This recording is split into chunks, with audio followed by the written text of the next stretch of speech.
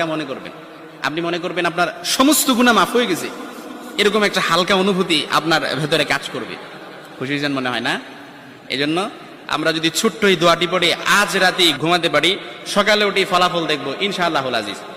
আমি যদি আপনাদেরকে হাদিসের টেক্সট শোনাই, হযরত যায়েদ রাদিয়াল্লাহু তাআলা আনহু থেকে বর্ণিত, রাসূল সাল্লাল্লাহু আলাইহি সাল্লাম বলেন, হাদিসের স্পষ্ট নারেশন হচ্ছে, যে ব্যক্তি রাত্রিবেলা 3 বার এই দোয়াটি পড়ে ঘুমিয়ে যাবে, সকালে উঠে আল্লাহ তাআলা তার সমস্ত গুনাহ মাফ করে দিবে। সুবহানাল্লাহ বাড়িতে যায় বললেন।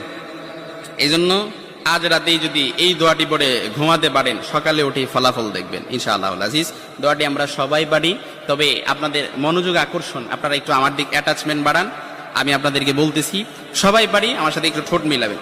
আস্তাগফিরুল্লাহাল্লাযী লা ইলাহা ইল্লা হুয়াল হাইয়ুল কাইয়্যুম ওয়া আতুবু ইলাইহি লা হাওলা ওয়ালা কুওয়াতা ইল্লা বিল্লাহিল আলিয়্যিল